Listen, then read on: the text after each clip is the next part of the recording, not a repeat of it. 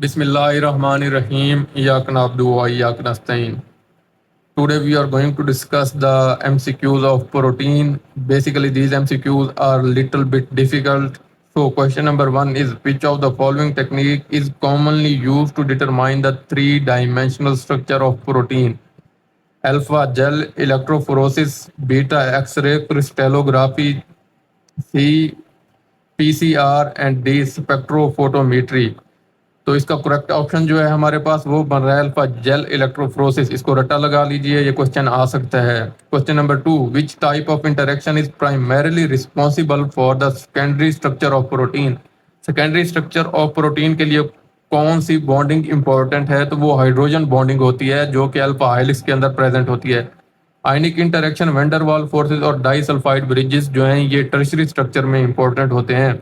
उसके बाद question number three, the protein folding problems refers to the challenge of predicting के protein folding से हमें क्या प्रिडिक्ट करने में इशू आ सकता है?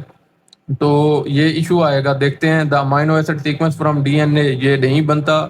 जैसे भी प्रोटीन हो हम उसके अंदर अमाइनो एसिड की सीक्वेंस इजीली फाइंड कर सकते हैं, चाहे वो प्राइमरी, सेकेंडरी, टर्शरी या क्वार्टरनरी हो।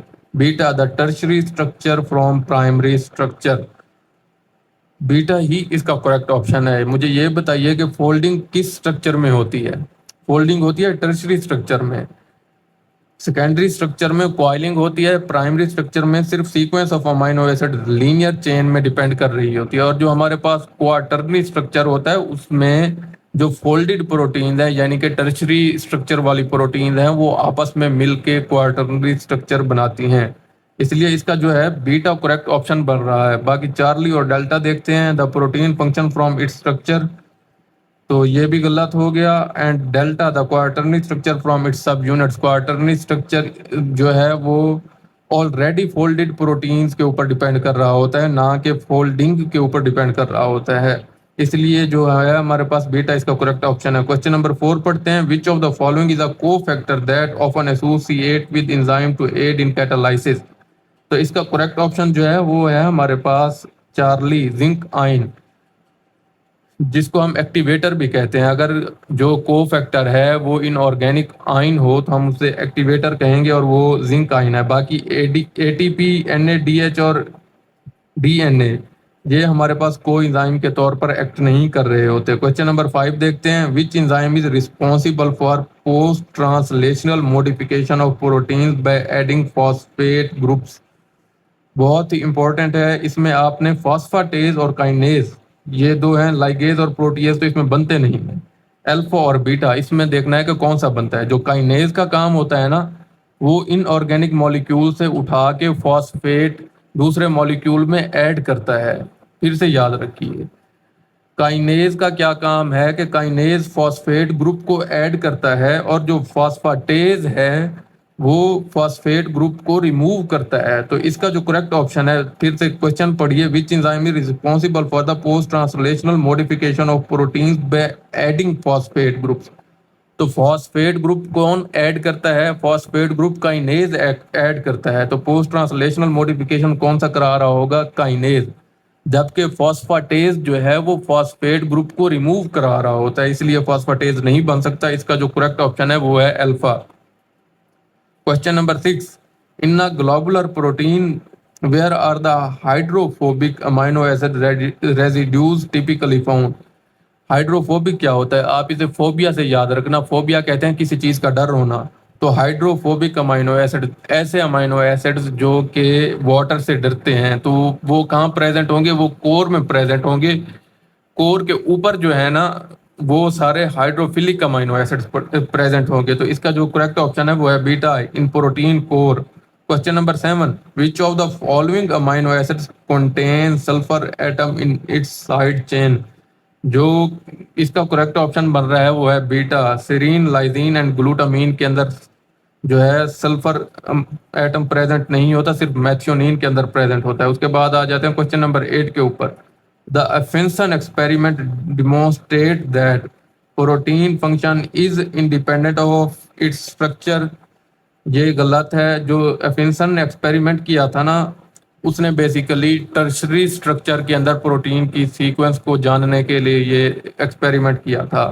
तो यहाँ पे देखिए कि क्या ऐसा कोई ऑप्शन है, तो इसका बीटा करेक्ट ऑप्शन बन रहा है और वो है primary sequence determines tertiary structure. ठीक हो गया। बाकी जो तीन दिए हुए हैं वो गलत हैं। क्वेश्चन नंबर 9 पढ़ते हैं। Which of the following disease is caused by misfolded protein? Cystic fibrosis, sickle cell anaemia, prion disease और हीमोफीलिया। इसका जो करेक्ट ऑप्शन बन रहा है ना, वो बन रहा है प्रियन डिजीज, जिसको हम मैड काउ डिजीज भी कहते हैं। ये बेसिकली प्रोटीन की मिसफोल्डिंग की वजह से बनता है। बाकी जो है तीनों डिजीजेज, ये प्रोटीन की मिसफोल्डिंग इनमें नहीं हो रही होती, बल्कि इसके अंदर अमाइनो एसिड की सीक्वेंस चेंज हो जाती है। सिस्टिक फाइब्रोसिस के अंदर भी, सिकल सेल अनीमिया के अंदर भी और हीमोफीलिया के अंदर भी जो अमाइनो एसिड्स हैं ना, जो प्रोटीन बना रहे होते हैं, या तो वो उनकी सीक्वेंस चेंज हो जाती है या वो रिप्लेस हो जाते हैं किसी और अमाइनो एसिड से। सिर्फ प्रियन डिजीज ही है जिसको हम मैड काउ डिजीज कहते हैं, उसके अंदर प्रोटीन की मिसफोल्डिंग हो जाती है। उसके बाद आ जाते हैं हम क्वेश्चन नंबर 10 के ऊपर। Which method can be use to separate protein based on their size? तो इसका जो करेक्ट ऑप्शन बन रहा है वो बन रहा है जेल फिल्ट्रेशन क्रोमेटोग्राफी। रट्टा लगा लें। बाकी ऐसा इनको कॉन्सेप्ट वाली ज्यादा चीजें नहीं है, ऐसी चीजें रट्टे वाली होती हैं। उसके बाद आते हैं क्वेश्चन नंबर 11 के ऊपर। What is the role of chaperone protein? जो हमारे पास शेफ्रॉन प्रोटीन है ना, ये बेसिकली इंशाल्लाह जब आप डॉक्टर बनेंगे और एमबीबीएस में आएंगे तो आपको पता चलेगा कि ये शेफ्रॉन प्रोटीन जो है ना, प्रोटीन की फोल्डिंग के अंदर बहुत ही इंपॉर्टेंट रोल प्ले कर रही होती हैं।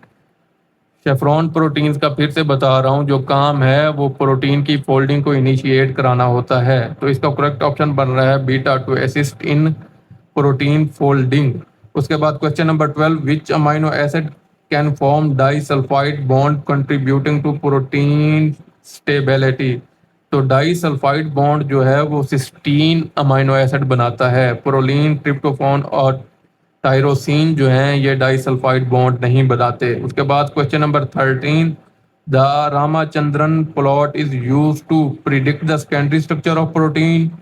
visualize sterically allowed regions of dihedral region in protein, analyze protein interaction, determine the protein folding rate। ये तो क्वेश्चन का आंसर मुझे भी नहीं आता और इंशाल्लाह ये आपके जो है यूएचएस के एमडी कैट में भी नहीं आएगा। ये बहुत ही हायर लेवल का क्वेश्चन है, जो बेसिकली बायोकेमिस्ट्री के स्पेसिफिक सब्जेक्ट को पढ़ रहे होंगे ये उनको पता होगा। उसके बाद आते हैं क्वेश्चन नंबर 14 के ऊपर। Which type of protein secondary structure is stabilized by hydrogen bonds between backbone atom? Simple है इसका answer alpha helix. Alpha correct option है इसका। Question number 15। Which protein purification technique exploit the specific binding affinity of a protein to a ligand? तो इसका जो correct option है वो है जेल इलेक्ट्रोफोरेसिस। रट्टा लगा लें। Question number 16। Which amino acid is commonly found at the turn of beta sheet due to its rigid structure? तो इसका करेक्ट ऑप्शन चार्ली बन रहा है, जिसको हम प्रोलीन कहते हैं। प्रोलीन बेसिकली बीटा शीट के एंड के ऊपर प्रेजेंट होता है ताकि वो प्रोटीन को, बीटा शीट को स्टेबिलिटी प्रोवाइड कर सके। तो correct option Charlie, proline. Question number 17। The hydrophobic effect in protein folding is driven by entropy increase of water molecule. तो इसका करेक्ट ऑप्शन अल्फा बन रहा है कि जब वाटर मॉलिक्यूल्स की एंट्रोपी इंक्रीज हो जाती है तो जो हाइड्रोफोबिक अमाइनो एसिड्स हैं वो कोर के अंदर चले जाते हैं। Question number 18। Which of the following method is use to determine the protein protein interaction?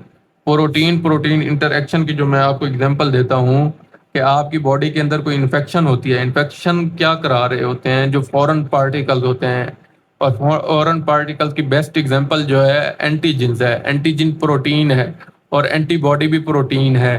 तो इन दोनों का क्या काम होता है कि एंटीबॉडीज एंटीजेंस को बॉडी से रिमूव कर रही होती हैं, और यह काम किसका होता है? इम्यून सिस्टम का।